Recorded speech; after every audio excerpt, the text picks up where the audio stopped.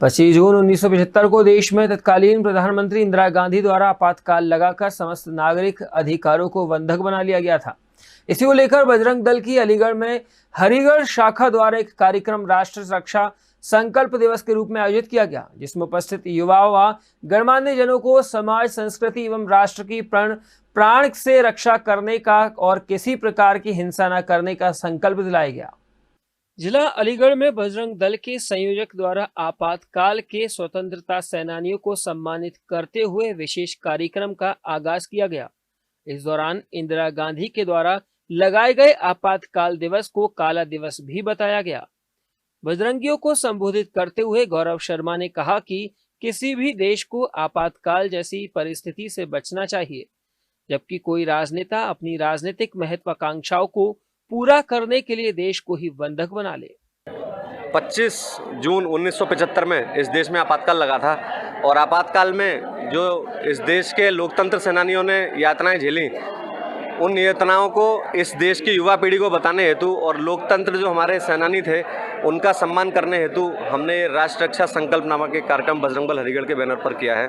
साथ ही युवाओं को ये एक संदेश दिया है इस कार्यक्रम के माध्यम से कि देश में आज आप देख रहे हैं चारों ओर अराजकता का माहौल है और इस अराजकता की जड़ में पाकिस्तान नहीं है। कुछ लोग समझते हैं कि इस अराजकता की जड़ में पाकिस्तान है। इस अराजकता की जड़ में इस देश के अंदर पनपने वाला जिहाद है और उस जिहाद को जो शक्ति प्रदान होती है वो होती है पीएफआई जैसे फंडिंग के माध्यम से। तो हमारी इस देश की सरकार से मांग है कि पीएफआई जैसे जितने संगठन हैं इनको बैन किया जाए।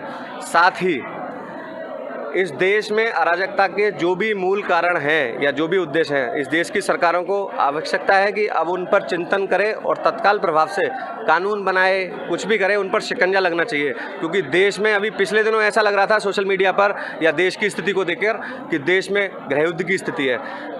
बजरंग दल हरिगढ़ कम से कम ये नहीं चाहता कि इस देश में गृहयुद्ध हो। और साथ ही एक बात और, जो इस देश का एक मॉब जो सुरक्षा बलों पे आए दिन पत्थर चलाता है, मैं उनको चेतावनी दे रहा हूँ। हमारे देश के सुरक्षा बल इतने कमज़ोर नहीं है कि तुम्हारे पत्थर खाएंगे, लेकिन वो बंधे हैं। ये पत्थर चलाना बंद कर दो। ये पत्थर चलाना अच्छी बात नहीं है। इस देश में तुम्हें रहने को जगह दी है तो इसमें रहो। ये देश तुम्हारा भी है, हमारा भी है, इसमें मैं भी सक्षम हूँ, इस बात को मैं भी कहता हूँ। लेकिन इस देश के सुरक्षा बल, इसकी सरकारें और इसके कानून, इसके लोकतंत्र का पालन करो। इतना ही बात मैं इस मंच के माध्यम से यहाँ पर कहना चाहता हूँ।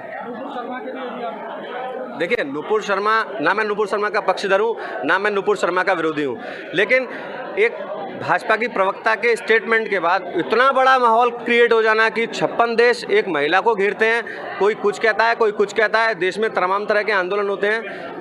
मैं इस देश की सरकार और इस देश के न्यायालय से, सर्वोच्च न्यायालय से मांग करता हूं, या जो भी जांच एजेंसी इस देश के अंदर सबसे बड़ी है उनसे भी मांग करता हूं, इसका विश्लेषण करें। जो विशेषज्ञ वो बताएं ना कि नुपुर शर्मा ने सही बोला या गलत बोला। अगर नुपुर शर्मा ने सही बोला है तो सही बताएं, अगर नुपुर शर्मा ने गलत बोला है तो जो भी कानून में धारा नुपुर शर्मा के लिए बनती है वो उसको लगाकर उस पर लागू होनी चाहिए। नुपुर शर्मा को भी सज़ा मिलनी चाहिए। लेकिन अगर नुपुर शर्मा ने कोई गलत बात नहीं बोली है और वो निर्दोष है तो इस तरह से किसी महिला का अपमान हिंदू समाज सहने वाला नहीं है और हम किसी भी सूरत में सहेंगे नहीं। अगर नुपुर शर्मा को बिना किसी तथ्य पर इस देश की सरकारें और इस देश का प्रशासन और न्याय व्यवस्था परेशान करेगी तो फिर कोई समस्या नहीं है। अलीगढ़ से खालिक अंसारी की रिपोर्ट।